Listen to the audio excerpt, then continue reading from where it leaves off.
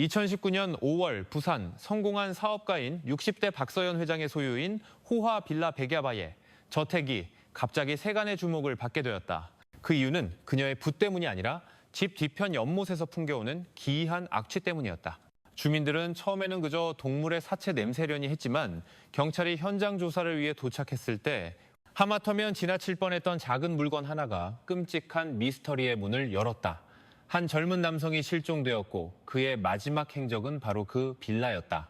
하지만 충격적인 것은 그가 어떻게 사라졌는가뿐만 아니라 사회적으로 명망 있고 자비로우며 성인처럼 보였던 박 회장이 왜 돌이킬 수 없는 피해 길을 선택했는가였다. 진실을 말하기 두려웠던 적이 있다면, 불의에 맞서 싸우며 외로움을 느꼈던 적이 있다면 당신은 혼자가 아니다.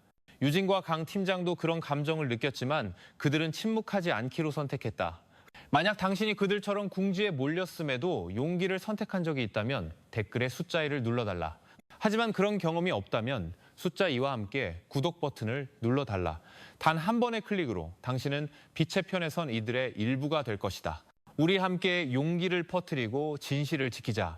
우리 모두가 침묵을 선택한다면 세상에는 어둠만이 소리내어 말할 것이기 때문이다. 부산 외곽 고요하고 진흙 가득한 낙동강 줄기에서 멀지 않은 곳에 주변 사람들에게 백야 저택이라 알려진 눈에 띄게 하얀 대저택이 서 있었다. 단지 색깔 때문만이 아니라 그곳을 항상 감싸고 있는 듯한 신비로운 기운 때문이었다. 사람들은 경외와 두려움, 그리고 설명하기 힘든 불길함이 뒤섞인 어조로 그곳을 그렇게 불렀다. 빌라의 주인은 이제 막 59세가 된 박서연이라는 중년 여성이었다. 전통 한약재, 특히 희귀 약재 수출업계에서 박서연이라는 이름은 품질 보증 수표와도 같았다. 그녀는 지리산과 강원도 일대에 40만 제곱미터가 넘는 약초 농장을 소유하고 있었고 주 고객은 일본, 중국, 심지어 중동의 부호들이었다. 사업 파트너들 눈에 비친 박서연은 강인하고 노련하며 매우 원칙적인 여성이었다. 하지만 주변 주민들 눈에 그녀는 거리를 두는 사람에 가까웠다. 친절하지만 쉽게 다가갈 수 없는 존재. 박 여사의 일상은 소박하고 독실해 보였다. 그녀는 주변 고아원과 사찰의 고정 후원자로 알려져 있었다. 매달 보육권에 쌀, 계란, 생필품을 보냈고 매년 석가탄신일에는 수백 개의 공양미를 나누어 주었으며 주말이면 의뢰의 하얀 생활 한복을 입고 홀로 마을 구석에 작은 절로 향하는 모습이 목격되곤 했다. 아무도 그녀에게서 의심스러운 점을 찾지 못했다. 하지만 사람들의 호기심을 자극한 것은 그녀의 자비심이 아니라 베일에 쌓인 생활 방식과 기이한 습관이었다.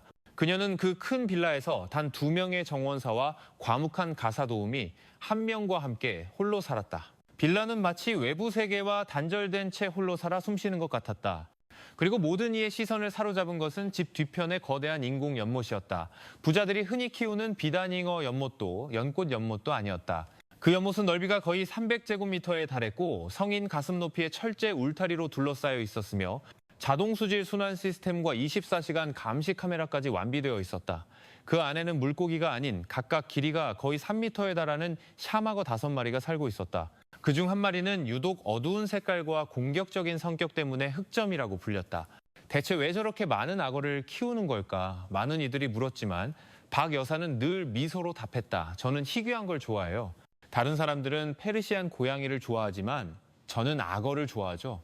처음에는 사람들이 그녀를 그저 괴짜, 삶의 권태를 느낀 부유한 미망인의 이상한 취미 정도로 여겼다. 하지만 아무도 그 연못, 5마리의 포식자가 담긴 그 연못이 훗날 부산 전체를 뒤흔들 끔찍한 미스터리의 중심이 될 것이라고는 상상하지 못했다.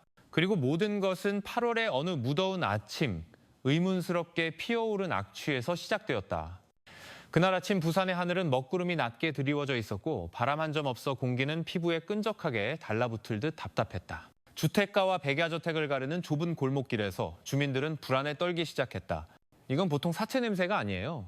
김씨 아주머니가 얇은 수건으로 코를 막으며 투덜거렸다. 코끝에 화학약품 냄새가 섞여 있어.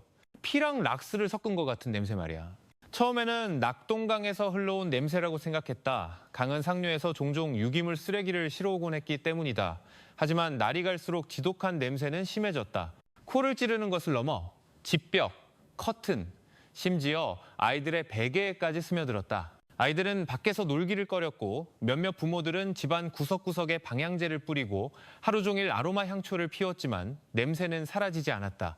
주민들은 냄새의 근원지를 의심하기 시작했다. 시간이 지날수록 그 방향은 백야 저택 쪽임이 분명해졌다.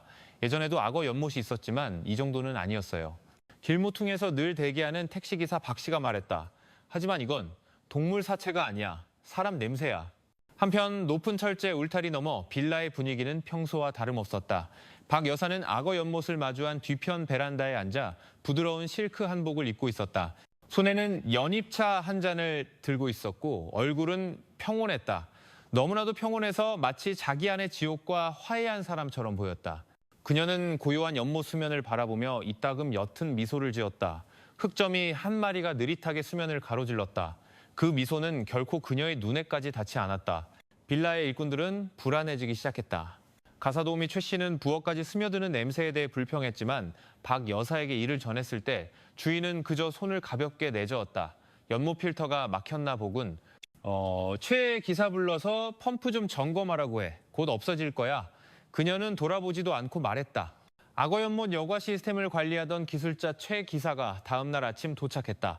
그는 포식동물이 사는 연못 특유의 비릿한 냄새에 익숙했지만 그날은 달랐다.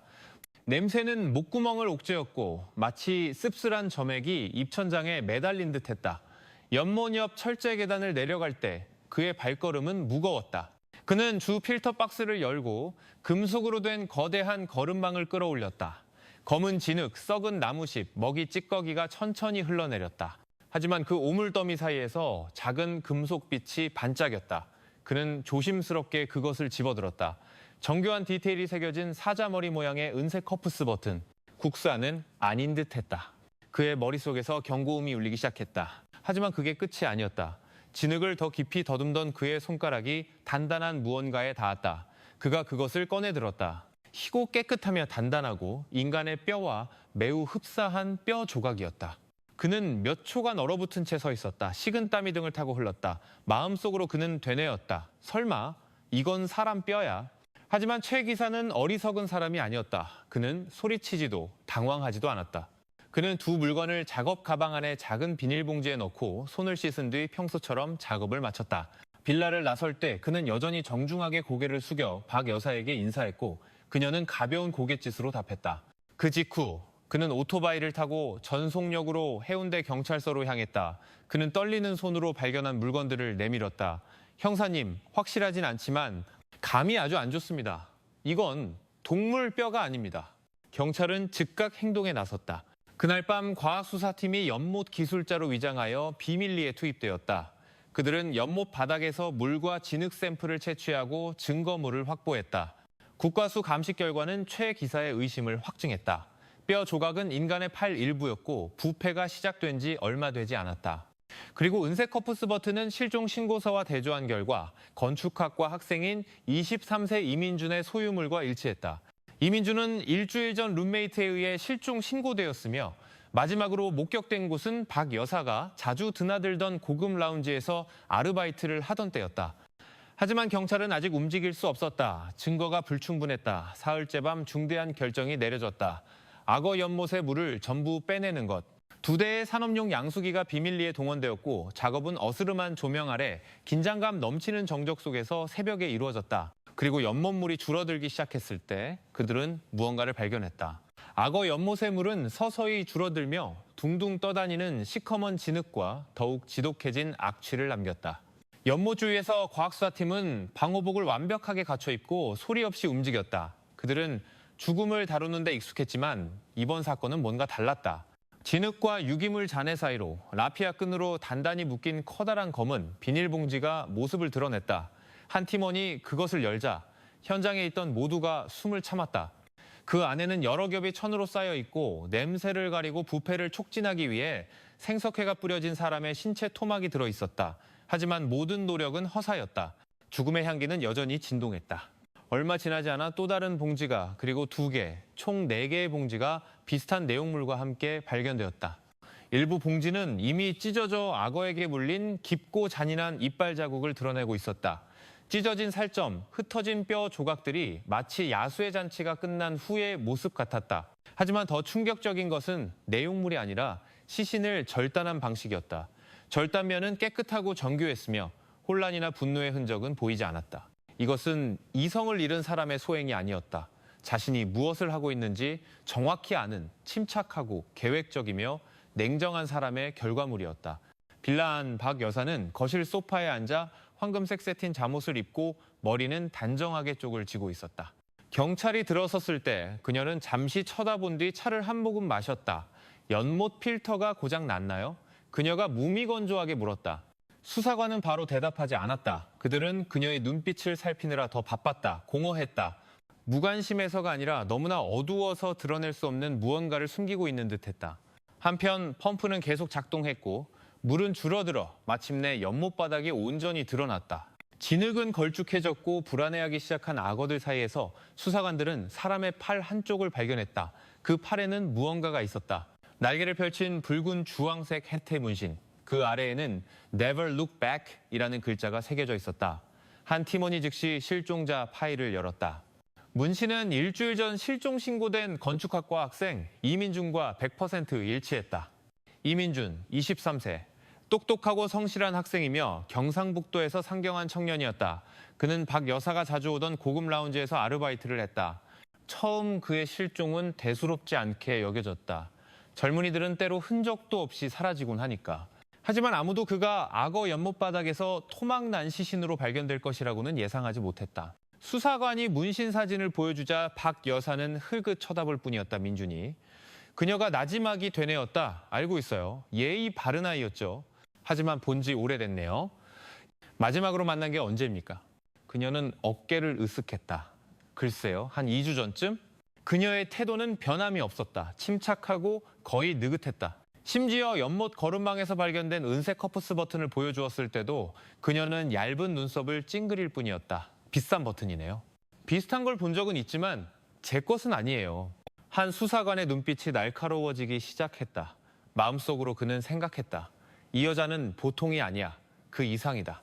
수사팀은 바로 압박하지 않기로 결정했다. 그들은 서울에서 범죄 심리학 전문가를 불렀다. 단순한 신문 이상이 필요했다. 그들은 우아한 여성의 몸 안에 숨겨진 괴물의 마음속으로 깊이 파고들어야만 했다. 빌라 밖에서는 소문이 퍼지기 시작했다. 주민들은 수군거렸고 언론은 백야 저택살인 사건, 악어가 시신을 먹다 같은 선정적인 냄새를 맡았다. 소문은 연못바닥의 진흙보다 빠르게 퍼져나갔다. 그리고 그 모든 것의 중심에서 한 가지 사실이 분명해졌다. 이민준은 단순한 희생자가 아니라 열쇠였다. 연못에 물을 빼고 증거물이 수집되자 수사는 가장 복잡한 단계인 동기 파악에 들어갔다. 범인이 누구인지 아는 것만으로는 부족했다. 대중, 그리고 특히 희생자 가족이 알고 싶어하는 것은 왜였다. 수사팀은 복잡한 퍼즐을 맞추기 시작했다. 그리고 그 퍼즐을 맞추기 위해 그들은 박서연의 과거, 아주 먼 과거로 거슬러 올라가야 했다. 본명은 박순자, 전라남도의 작은 마을에서 태어났다. 아버지는 고추 농사를 지었고 어머니는 시장에서 나무를 팔았다. 그들은 가난했다. 아주 가난했고 어린 순자는 척박한 환경에서 자랐다. 어릴 때부터 그녀는 농부의 딸이면 큰 꿈은 꾸지 마라. 같은 말을 듣는데 익숙했다. 그 열등감은 그녀와 함께 자라났다. 그녀는 아름답고 똑똑했으며 야심이 있었다. 하지만 다른 많은 여성에게 축복이었을 아름다움은 그녀에게는 생존을 위한 주된 무기가 되었다.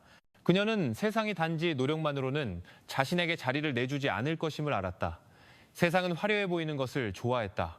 17세의 순자는 고향을 떠나 서울로 갔다. 그녀는 닥치는 대로 일했다. 가정부, 카페 종업원, 그리고 고급 라운지의 접객권까지 그곳에서 그녀는 부드러운 말투, 통제된 미소, 그리고 자신이 보이는 것 이상이라고 사람들을 믿게 만드는 법을 배웠다. 그녀의 인생 전환점은 한 부유한 노인을 만났을 때 찾아왔다. 막 아내를 잃은 재벌 회장이었고 순자는 그의 삶의 바위 틈으로 스며드는 물처럼 파고들었다. 2년 만에 그들은 결혼했다. 그녀의 나이 27세, 남편은 58세였다. 그들의 결혼은 사랑이 아니었다. 계약이었다. 남편은 사교 행사에서 자신을 빛내줄 점고 아름다운 아내를 얻었고 순자는 지위, 사회적 신분, 재산, 그리고 그동안 멀리서 바라보기만 했던 세상으로의 접근권을 얻었다.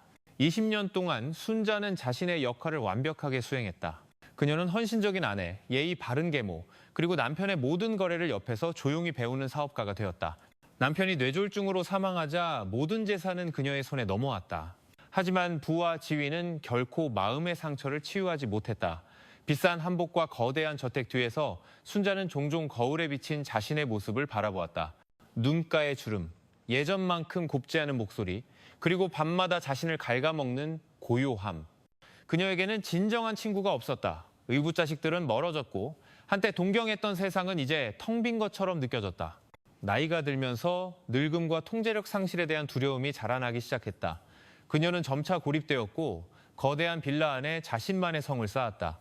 그녀는 단지 존경받고 싶은 것이 아니었다. 경외받고 지배하고 싶었다. 그녀는 다른 사람들의 우주의 중심이 되고 싶었다. 그리고 그때 이민준이 나타났다. 젊고 잘생겼으며 공손하고 길들이기 쉬운 그들의 관계는 민준이 일하던 라운지에서 시작되었다. 처음에는 가벼운 대화, 그다음은 저녁 식사, 작은 선물들, 그리고 마침내 불균형한 관계로 이어졌다. 민준은 자신이 외로운 부유한 아주머니를 돕고 있다고 생각했다. 하지만 박 여사에게 그는 자신의 마지막 예술 작품을 빚고 있는 것이었다. 한 사람의 삶에 대한 궁극적인 권력의 상징. 민준은 오피스텔, 스포츠카, 명품 옷을 받았지만 그 모든 것에는 대가가 따랐다. 그는 언제든 부르면 달려가야 했고 여자친구를 사귀는 것이 금지되었으며 거역해서는 안 되었다. 시간이 지날수록 그는 황금 세장 속의 새처럼 느꼈다. 화려하지만 갇혀있는. 민준이 멀어지기 시작하고 벗어나려 했을 때 박 여사의 내면에서 무언가가 균열을 일으켰다. 그녀는 배신당하고 굴욕감을 느끼고 상실감을 느꼈다. 하지만 그 고통은 버림받은 사랑의 고통이 아니었다. 왕좌를 빼앗긴 왕의 고통이었다. 신문실에서 범죄 심리학 전문가가 그녀와 대화할 때 박 여사는 울지 않았다. 하지만 이따금 그녀의 얼굴이 텅 비고 눈이 벽을 응시하며 목소리가 차갑게 변하는 순간들이 있었다. 사람들은 늘 권력을 갖고 싶어 하죠. 하지만 제가 가지니 저를 미쳤다고 하더군요. 전문가는 나르시시즘적 인격 장애와 경계선적 특성의 징후를 기록했다. 살인의 동기는 감정적이고 충동적인 것이 아니라 절대적인 통제력을 유지하려는 욕구였다. 다시 말해 박 여사는 사랑 때문에 죽인 것이 아니었다. 자신이 창조한 존재가 감히 자신을 떠나는 것을 받아들일 수 없었기 때문에 죽였다. 그날 밤 부산의 하늘은 잿빛 구름으로 뒤덮여 있었다. 비는 오지 않았지만 공기는 마치 피할 수 없는 무언가를 위해 숨을 참는 듯 무거웠다. 백야 저택 안거실은 희미한 불빛으로 밝혀져 있었고 둥근 탁자 위에서는 아로마 향초가 라벤더 향을 풍기며 천천히 타오르고 있었다. 기만적으로 평온한 향기였다. 이민준은 밤 8시경에 도착했다. 약간 구겨진 흰색 셔츠에 완전히 깨끗하지는 않은 운동화를 신고 있었다. 그의 눈은 피곤했지만 여전히 예의 바르게 앞을 응시했다. 그는 오늘 밤이 마지막이라는 것을 알고 있었다. 박 여사는 따뜻한 미소로 그를 맞았다. 흔들리지 않을 왕좌 위의 여왕처럼 잘 훈련된 미소였다. 짙은 남색 세틴 드레스가 그녀의 몸을 완벽하게 감쌌고 머리는 단정하게 쪽을 쥐고 있었다. 하지만 그녀의 눈빛은 텅 비어 있었다. 고요한 밤에 깊은 물살을 숨긴 호수처럼 평온했다. 어서 오렴. 그녀가 부드럽게 말하며 2개의 크리스털 잔에 와인을 따랐다. 더 어른스러워 보이는구나. 민주는 고개를 숙였다. 저는 그저 모든 걸 좋게 마무리하고 싶습니다, 회장님. 그는 배낭에서 작은 주머니를 꺼냈다. 그 안에는 값비싼 시계, 오피스텔 열쇠, 가죽 지갑, 그리고 손으로 쓴 편지가 들어있었다. 한때 그가 자랑스러워했던 모든 물건들을 이제 그는 돌려주고 싶었다. 박 여사는 바로 반응하지 않았다. 그녀는 와인잔을 내밀었다. 일단 마시렴. 그러고 나서 네가 하고 싶은 말을 다 해도 좋아. 민주는 잠시 망설였지만 결국 잔을 받았다. 그는 한 모금 마셨다. 맛이 조금 달랐다. 평소보다 더 썼지만 무례하게 굴고 싶지는 않았다. 그가 자신의 새로운 삶, 여자친구, 그리고 자유로워지고 싶은 소망에 대해 이야기하는 동안 박 여사는 그저 조용히 있었다. 손에는 잔을 들고 눈은 그를 관찰하며 마음은 소리 없이 부서지고 있었다. 그녀의 생각 속에서 민준의 말들은 수십 년간 쌓아올린 자존심의 벽에 밝히는 못과도 같았다. 그녀는 머릿속에서 10대 시절의 목소리를 들었다. 봐, 그들은 늘 떠나.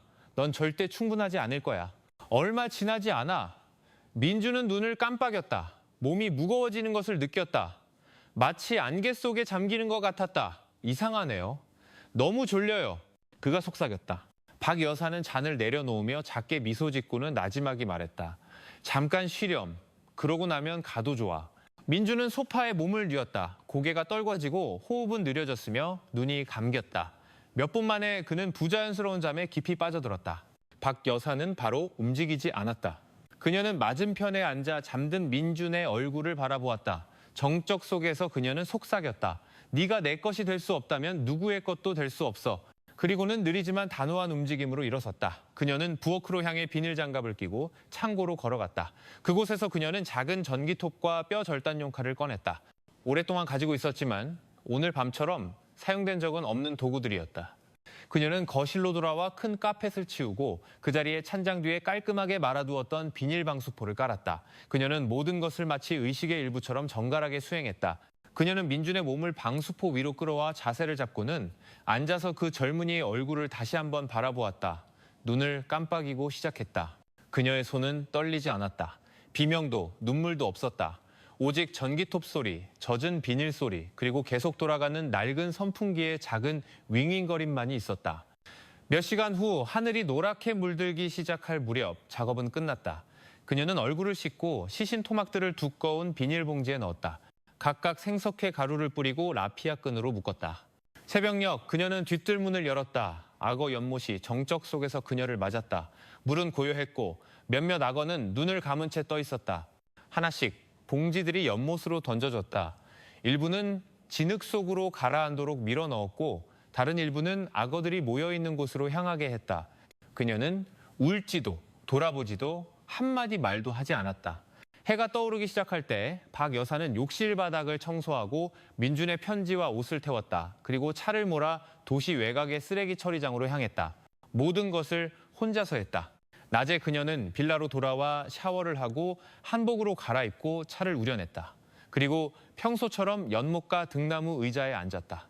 그녀의 손에는 사자 머리 모양의 은색 커프스 버튼, 그녀가 간직한 유일한 물건이 들려 있었다. 그녀는 그것을 손가락 사이에서 굴리며 평화로워 보이는 연못물을 바라보았다. 그리고 천천히 미소 지었다.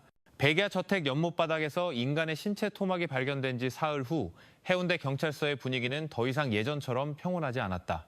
모든 수사관의 사무실은 서류 더미, 현장 사진, 국과수 감식 결과, 그리고 시시각각 늘어나는 신문 기록으로 가득 찼다. 하지만 가장 큰 주목을 끈 것은 기술적인 증거가 아니라 박 여사의 돌처럼 굳은 침묵이었다. 그녀는 부인하지도 인정하지도 않았다. 조사를 받을 때마다 그녀는 단정하게 옷을 입고 머리는 꽉 조여 쪽을 쥐고 손은 무릎 위에 우아하게 모은 채 조용히 앉아 있을 뿐이었다. 단 한 번도 감정을 드러내지 않았다. 마치 이 모든 일이 인간의 목숨이 아니라 어떤 행정 처리 절차에 관한 것인 양. 서울에서 온 범죄 심리학 전문가 윤지혜 박사는 박 여사의 침묵이 단순한 강인함이 아니라 가장 극단적인 형태의 정신적 저항이라고 결론 내렸다. 침묵 속에서 그녀는 여전히 통제권을 쥐고 있었다. 수사관들이 왜 그녀가 유일하게 파괴하지 않은 증거물인 이민준의 은색 커프스 버튼을 보관했는지 물었을 때 그녀의 대답은 공허한 눈빛과 얼어붙은 듯한 작은 미소뿐이었다. 그 질문은 수사팀을 다시 빌라로 이끌었다. 이번에는 전면적인 재수색을 위해서였다. 그들은 이전처럼 연못과 창고만 조사하는 것이 아니라 박 여사의 개인 침실, 가장 신성하고 폐쇄적인 공간으로 들어갔다. 그곳에서 그들은 파란 벨벳으로 덮인 작은 보석함을 발견했다. 부드러운 천 안감 뒤에 수사의 방향을 극적으로 바꾼 3가지 물건이 숨겨져 있었다. 최유라라는 이름이 적힌 유심칩 하나, 작은 리본으로 묶인 갈색의 긴 머리카락 2가닥, 그리고 부러진 분홍색 인조 손톱 하나. 이 3가지 물건은 이민준과 아무 관련이 없었다. 이것들을 보여주자 박 여사는 잠시 그것들을 쳐다보더니 차분하게 말했다. 민준이가 처음이라고 생각해요? 그 말은 방 안의 분위기를 얼어붙게 만들었다. 경찰은 즉시 지난 2년간 부산 지역의 실종 사건 기록을 다시 열었다. 그리고 아니나 다를까 24세 프리랜서 모델 최유라에 대한 실종 보고서가 발견되었다. 그녀는 박 여사의 재단이 주최한 비공개 자선 파티에 참석한 후 불가사의하게 사라졌다.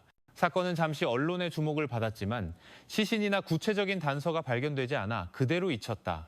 하지만 이제 유심칩과 머리카락 DNA 감식 결과가 일치하면서 최유라의 정체는 명확한 실마리의 일부가 되었다. 그녀는 또 다른 희생자였다. 여기서부터 사건의 형태는 변했다. 이것은 더 이상 단독살인이 아니었다. 침묵 속에 어둠을 품은 심리적 포식자의 흔적이었다. 동일한 패턴이 익히기 시작했다. 박 여사는 항상 권력의 위치에서 희생자에게 접근했다. 더 나이가 많고 더 부유하며 더 영향력 있는 그녀는 의존성을 구축하고 호화로운 환상을 창조한 뒤 그들의 삶을 완전히 장악했다. 희생자가 벗어나고 싶어 할 때 그녀는 말 그대로 그들을 세상에서 지워버렸다. 전국 언론이 이 사건을 주목하기 시작했다. 부산의 악어 여왕, 시신의 주인 박 여사 같은 자극적인 제목들이 난무했다. 정신과 전문가들은 이것이 어린 시절의 트라우마와 거절에 대한 두려움에서 비롯된 극단적인 나르시시즘의 한 형태라고 분석했다. 윤지혜 박사는 인터뷰에서 말했다. 그녀에게 사랑은 전쟁이었고 패배한 자는 사라져야만 했습니다. 하지만 최유라나 이민준 이전에 결코 발견되지 않은 또 다른 희생자들이 있었을까? 최유라는 명랑한 아가씨로 알려져 있었다. 김해의 평범한 가정에서 외동딸로 자랐다. 그녀는 친구에게 이렇게 말한 적이 있었다. 나는 TV에 나오는 멋진 여자들처럼 살고 싶어. 그녀의 꿈은 단지 가난에서 벗어나 독립적인 삶을 사는 소박한 것이었다. 하지만 이제 그 희망은 경찰 기록 속의 이름으로만 남았다. 그리고 가장 무서운 것은 그녀가 마지막 희생자가 아닐 가능성이 여전히 남아있다는 것이었다. 우아함이라는 가면으로 가득 찬 세상에서 얼마나 더 많은 젊은 영혼이 침묵 속에 잠겨단 한 번의 도움도 요청하지 못한 채 사라져갔을까. 최유라에 대한 사실이 드러난 후 부산의 수사와 사법 절차는 더욱 뜨거워졌다. 경찰은 이제 이민준의 죽음에만 집중하는 것이 아니라 생각보다 훨씬 더 많은 비밀을 품고 있는 듯한 박 여사의 과거를 깊이 파고들기 시작했다. 수사관들은 이전에 관련 없다고 여겨졌던 여러 실종 보고서를 다시 열었다. 그들은 주민신고에 등장했던 이름들, 젊은 여성, 몇몇 전직 직원, 심지어 빌라에 왔다가 다시는 보이지 않았던 손님들까지 하나하나 샅샅이 훑었다. 증거는 예상치 못한 곳에서 나타나기 시작했다. 과학수사팀은 여러 개의 낡은 유심칩, 뒷면에 작은 손글씨 메모가 적힌 희생자들의 사진, 그리고 데이터가 완전히 삭제되지 않은 오래된 휴대폰을 발견했다. 그 메모에는 날짜와 이름이 적혀 있었다. 마치 각각의 희생자가 어떤 개인적인 수집품의 일부인 것처럼 그 발견은 수사관들에게 깨달음을 주었다. 박 여사에게 희생자들은 단지 제거된 사람들이 아니라 자신의 권력과 절대적인 통제력에 대한 증거로 보관한 퍼즐 조각들이었다. 구치소에서 박 여사는 깨끗하고 단정한 수의를 입은 채 여전히 차분하게 앉아 있었다. 그녀의 시선은 날카로웠지만 조금의 후회도 보이지 않았다. 심지어 법정으로 불려나갈 때도 그녀는 연쇄살인 피고인이 아니라 귀빈처럼 천천히 걸었다. 검사가 왜 희생자들의 유심칩과 머리카락을 보관했는지 묻자 그녀는 옅은 미소를 지으며 나지막이 대답했다. 민준이가 처음이라고 생각해요? 그 말은 마치 죽음의 종소리처럼 법정 안에 울려 퍼졌다. 경찰은 2년 전 박 여사의 빌라에서 열린 자선 행사에 참석한 후 실종 신고된 24세 프리랜서 모델 최유라 사건의 흔적을 다시 파헤쳤다. 사건은 잠시 주목받았지만 증거가 없어 시간 속에 묻혔다. 이제 박 여사의 개인 침실에서 최유라의 머리카락과 개인 소지품이 발견되면서 그 퍼즐은 마지막 조각을 찾기 시작했다. 상담실에서 윤지혜 박사는 추가적인 심리 분석을 전달했다. 그녀는 말했다. 박 여사는 분노 때문에 죽이지 않았습니다. 그녀는 자아상을 지키기 위해 죽였습니다. 그녀는 희생자의 눈에 영원히 남고 싶었고 만약 그것이 사랑으로 이루어질 수 없다면 제거를 통해 이루려 한 것입니다. 법정 밖에서는 대중이 반응하기 시작했다. 소셜미디어는 최유라를 위한 정에 악어를 잡아라, 빌라의 여왕 같은 해시태그로 가득 찼다. 전국 언론은 심층 탐사 보도를 내놓으며 흑백 톤의 박 여사 얼굴과 함께 실크드레스를 입은 악어 또는 부산 공포 빌라의 여왕 같은 제목을 달았다. 사법기관에 대한 압박은 커져만 갔다. 법원 대기실에서 최유라의 어머니는 말없이 앉아 있었다. 그녀의 손은 딸의 마지막 사진을 꼭 쥔 채였다. 눈은 공허했지만 목소리는 가냘펐다. 저는 걔가 작별 인사하는 것조차 듣지 못했어요. 소란과 드라마 속에서 박 여사의 변호인은 마지막 카드를 꺼내들려 했다. 의뢰인의 폭력과 트라우마로 가득했던 어린 시절을 그녀의 행동에 대한 이유로 묘사하려 한 것이다. 하지만 그 주장은 비록 아름다운 언어로 구성되었더라도 희생자들에 대한 사회의 공감대라는 파도를 막을 수는 없었다. 고통은 결코 다른 사람의 생명을 앗아갈 이유가 될 수 없기 때문이다. 재판이 마침내 시작되었을 때 법정은 기자, 여성운동가, 그리고 희생자 가족들로 가득 찼다. 판사는 무거운 말로 재판을 시작했다. 우리는 단지 한 사람의 행동을 심판하는 것이 아닙니다. 우리는 사랑이 집착으로 변할 때 누구의 내면에서든 자라날 수 있는 어두운 그림자를 심판하고 있습니다. 하지만 그 모든 소란과 카메라 플래시 속에서도 한 가지 질문이 공중에 떠 있었다. 말보다 더 조용하고 판결보다 더 무서운 질문. 그 고요한 빌라의 침묵 속에 묻혀 이름조차 알려지지 못한 희생자는 과연 몇 명일까? 그 시각, 경상남도의 한 작은 마을에서 또 다른 어머니가 불안에 떨기 시작했다. 딸이 도시에 부유한 고용주로부터 일자리 제안을 받고 떠난 후 돌아오지 않고 있었기 때문이다. 고용주의 이름은 아직 몰랐지만 편지에 적힌 주소는 박 여사의 빌라 근처인 해운대구로 향하고 있었다. 그날 부산의 하늘은 짙게 흐려 있었다. 마치 서서히 드러나기 시작하는 과거의 악취를 함께 숨기려는 듯이. 수사본부에서 강태식 팀장은 붉은 실, 사진, 메모로 가득 찬 커다란 보드를 응시하고 있었다. 보드 중앙에는 박 여사의 사진이 최유라, 이민준 그리고 두 명의 다른 이름 아영과 지연 옆에 나란히 놓여 있었다. 두 사람 모두 박 여사의 개인 파티에 참석한 후 불가사의하게 사라진 젊은 여성이었다. 패턴이 있어. 강 팀장이 나지막이 중얼거렸다. 그의 손가락이 붉은 선을 따라갔다. 모든 게 그 빌라로 연결돼. 여성 인권단체도 수사에 합류했다.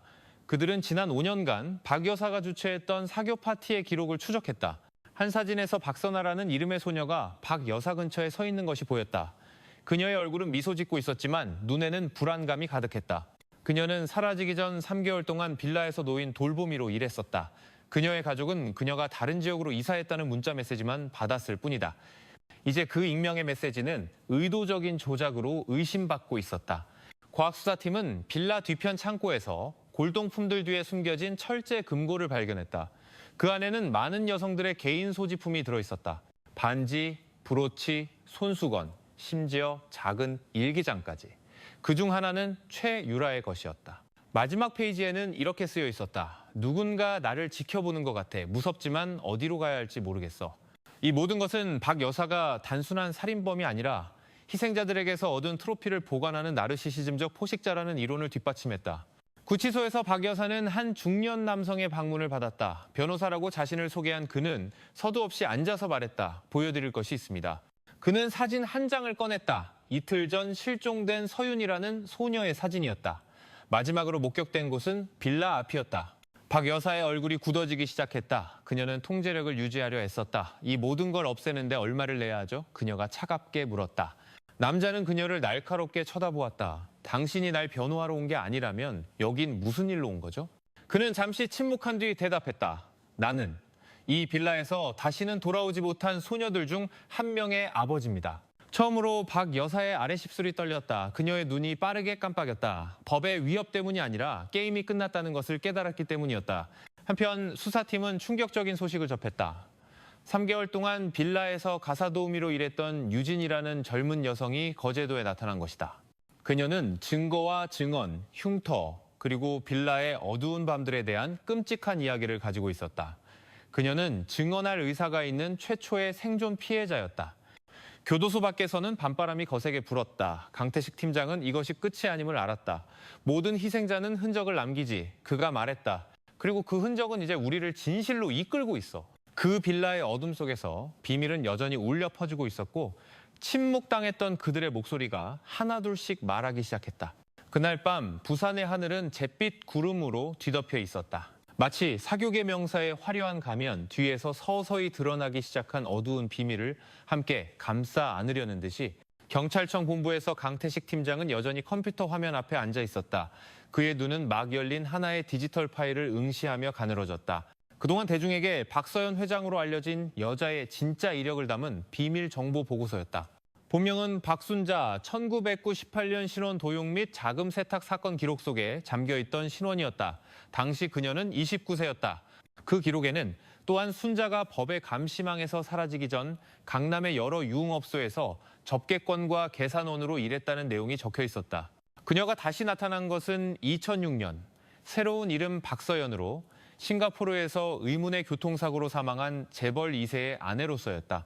그 이후로 서연은 상류층 사교계에서 생활하며 자선재단을 열고 모든 악몽이 시작된 부산 외곽의 거대한 빌라를 매입했다. 오래전부터 모든 걸 계획했어. 강 팀장이 중얼거렸다. 이건 충동적인 살인범이 아니야. 포식의 설계자야. 사건을 지원하던 인권단체 팀도 박 여사의 빌라가 더 큰 어둠의 네트워크 속 여러 거점 중 하나에 불과할 것이라고 의심하기 시작했다. 2012년 제주도에서 열린 가면무도회 옛 사진 속에서 박 여사는 현재 행방을 알 수 없는 두 젊은 여성과 나란히 서 있었다. 그들 중 한 명은 3개월 동안 재단에서 개인 비서로 일했었다. 한편 거제도에서 핵심 증인인 유진이 마침내 입을 열었다. 증언에서 그녀는 빌라지아에서 종종 여자의 울음소리를 들었다고 진술했다. 어느 날 밤 정전이 되었을 때 그녀는 몰래 숨어 들어가 쇠창살 뒤에 갇힌 한 소녀를 보았다. 다음 날 그 소녀는 다시는 나타나지 않았다. 그녀 자신도 그 후 사직서에 강제로 서명하고 입을 다물라는 협박과 함께 돈을 받았다. 유진은 이름과 날짜가 적힌 작은 메모 하나를 보관하고 있었다. 그녀는 그것이 이전 희생자들의 기록이라고 확신했다. 구치소에서 박 여사는 여전히 침묵했다. 그녀는 손가락으로 테이블 위에 원 모양 패턴만 그릴 뿐이었다. 교도관이 그녀의 침대 매트리스 밑에 끼워진 종이 조각을 발견했을 때 모든 수사관이 모였다. 글은 단 한 줄이었다. 나 혼자가 아니야. 강 팀장은 그 종이를 오랫동안 들고 있었다. 그의 표정이 굳어졌다. 이것은 더 큰 배우가 있다는 자백인가? 아니면 그들이 생각하는 것보다 훨씬 더 많은 희생자가 있다는 뜻인가? 기회를 놓치고 싶지 않았던 강 팀장은 박 여사가 소유했던 모든 부동산에 대한 압수수색을 명령했다. 그중 하나는 과거 영적 수련 장소로 알려졌던 지리산의 낡은 별장이었다. 한 전직 별장 관리인은 2015년에 지하에서 여자의 비명을 들었지만 신고한 후 오히려 이유 없이 해고당했다고 증언했다. 수사관들은 또한 신고되지 않은 부동산 기록을 발견했다. 현재는 버려진 경주 외곽의 거대한 창고였다. 그곳이 과거 감금이나 심지어 고문의 장소로 사용되었을 가능성이 있었다. 모든 발견은 더 많은 문을 열었고 모든 문은 더 깊은 공포로 이어졌다. 박 여사는 단순한 복수심에 찬 살인범이 아니었다. 그녀는 자신의 모든 삶을 어두운 오페라 무대처럼 설계한 교활한 조종자였다. 자선은 단지 커튼이었고 미소는 가면이었으며 그 호화로운 빌라는 집이 아니라 비석 없는 무덤이었다. 교도소 밖에서 대중은 분열되기 시작했다. 일부는 과거 그녀의 선행 때문에 여전히 박 여사를 옹호했지만 더 많은 이들이 자신들이 속았다는 것을 깨닫기 시작했다. 그리고 진실이 드러나기 시작하면서 공포가 사회를 뒤덮었다. 어쩌면 다음 희생자는 자신이 안전하다고 생각하는 바로 그들일 수도 있었기 때문이다. 지리산의 하늘은 과학수사팀과 경찰청 특수부대가 도착했을 때 어두컴컴했다. 과거 박 여사의 영적 수련 장소로 알려진 낡은 별장이었다. 별장은 거의 1만 제곱미터의 땅 위에 서 있었고 마치 비밀을 품은 듯 고요한 약초밭으로 둘러싸여 있었다. 건물 외벽은 두꺼운 이끼로 뒤덮여 있었고 창문들은 마치 빛이 들어오는 것을 원치 않는 듯 굳게 닫혀 있었다. 팀이 안으로 들어서자 별장 안 공기는 차갑고 축축했으며 곰팡이와 쇠 냄새를 풍겼다. 그들은 낡은 찬장 뒤에 숨겨진 비밀 통로를 통해 곧장 지하실로 향했다.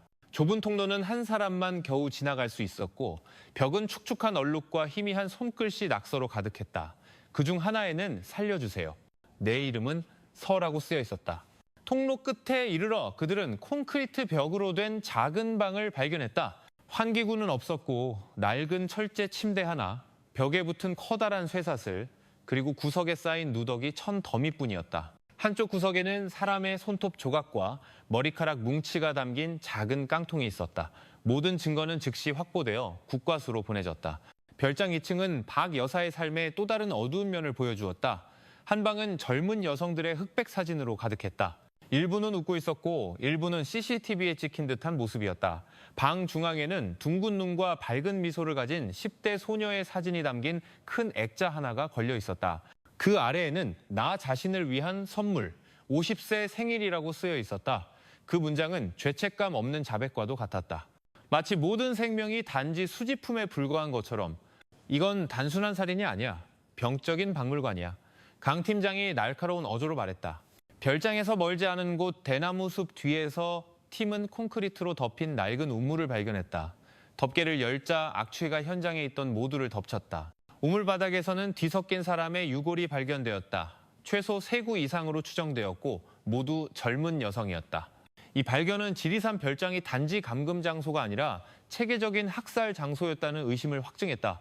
대중은 경악했다. 뉴스는 전국으로 퍼져나갔고 여론은 갈라지기 시작했다. 박 여사 같은 자선가가 그런 추악한 짓을 저질렀을 리 없다고 믿기를 거부하는 사람들도 있었지만 더 많은 이들이 마침내 수년간 만들어진 거짓된 이미지에 속았음을 인정했다.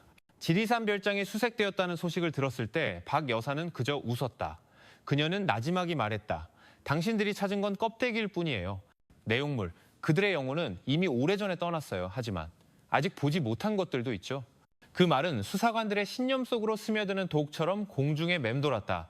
그날 저녁 강 팀장은 사무실로 돌아와 이름 없는 갈색 봉투 하나를 발견했다. 그 안에는 초승달 모양의 금 목걸이 하나와 떨리는 손글씨로 쓰인 종이 조각만이 들어있었다. 나는 아직 살아있다.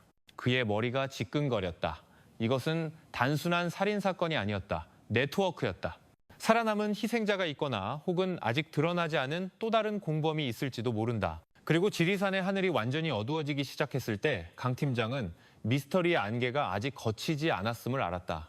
오히려 이것은 훨씬 더 거대한 공포의 시작일지도 몰랐다.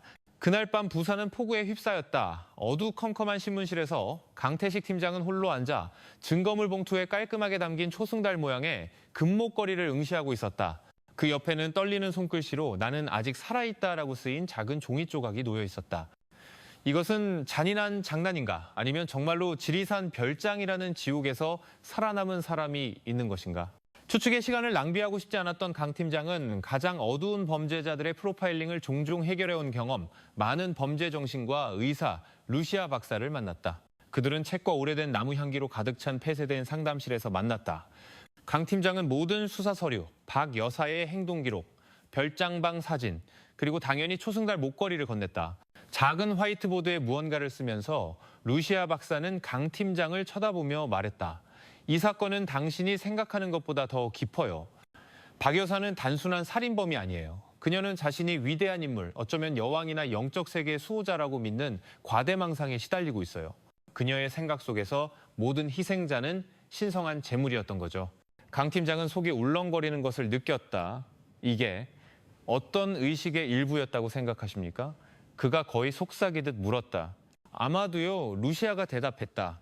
하지만 더 위험한 것은 제가 확신하건대 그녀가 자신의 이데올로기를 이어갈 후계자 또는 적어도 누군가를 준비하고 있었다는 겁니다. 그 말은 강 팀장의 마음을 강타했다. 만약 후계자가 정말 있다면 이 공포는 아직 끝나지 않은 것이다.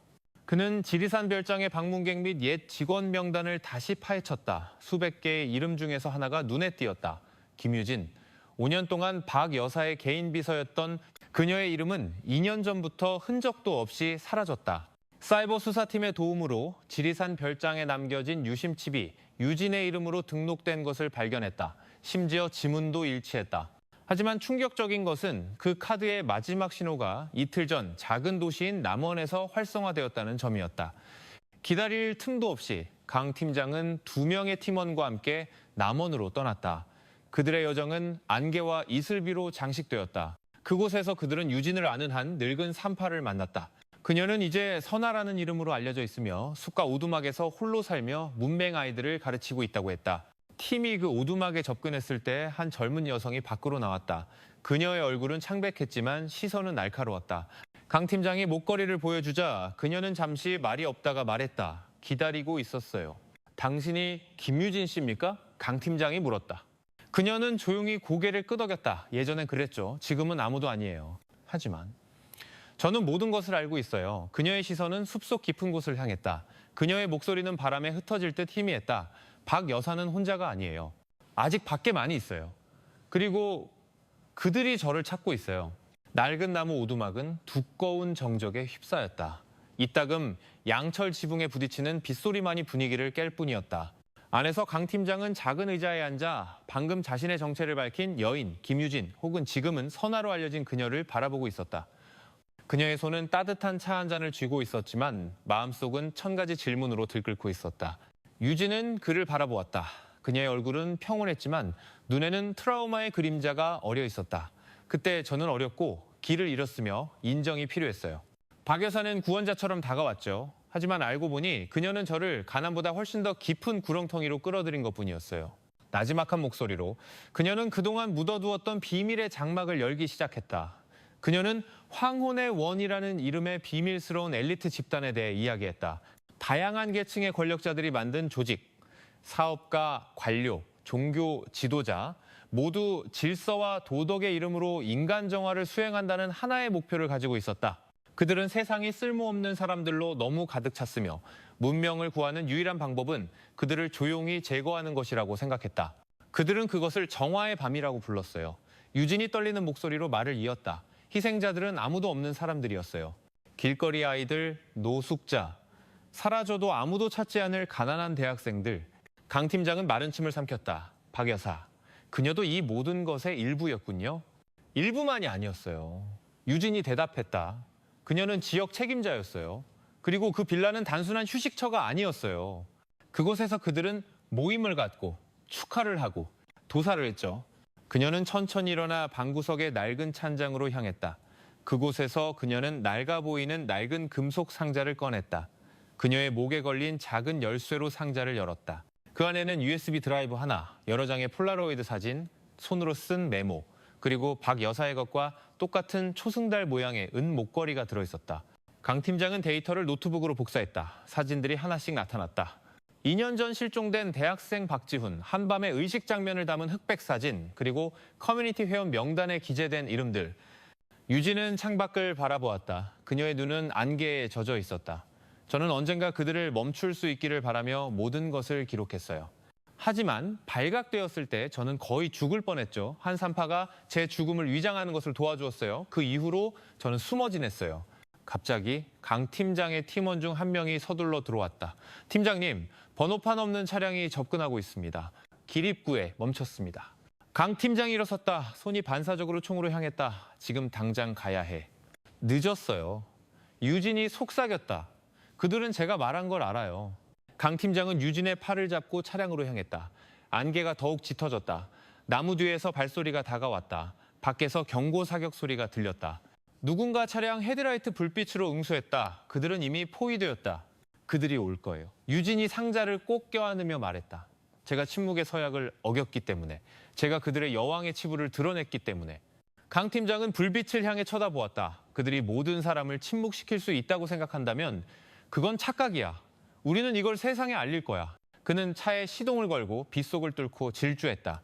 그동안 숨겨져 왔던 진실과 황혼의 원이라는 거대한 어둠의 왕국을 무너뜨릴 열쇠를 싣고서 차는 남원의 비탈길을 내려가며 쉴 새 없이 쏟아지는 밤비를 뚫고 달렸다. 운전석에서 강 팀장은 미끄러운 도로에 시선을 고정한 채였고 유진은 옆자리에서 금속 상자를 마치 단순한 증거물 이상인 것처럼 껴안고 굳어 있었다.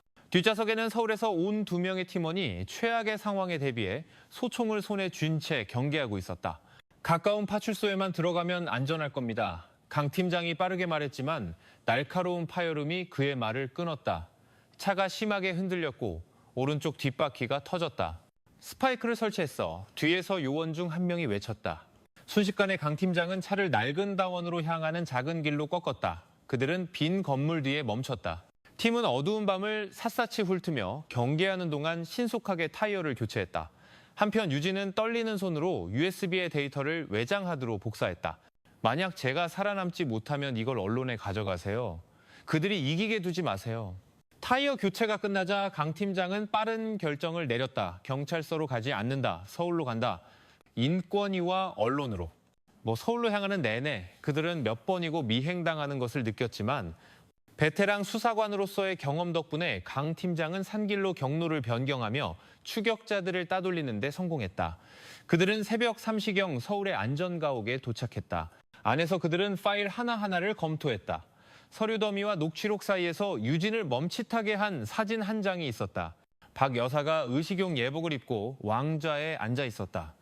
그녀 주위에는 칠판에 이름들이 쓰여 있었는데 그중에는 지역 관료, 종교 지도자, 심지어 현직 경찰 고위 간부까지 포함되어 있었다.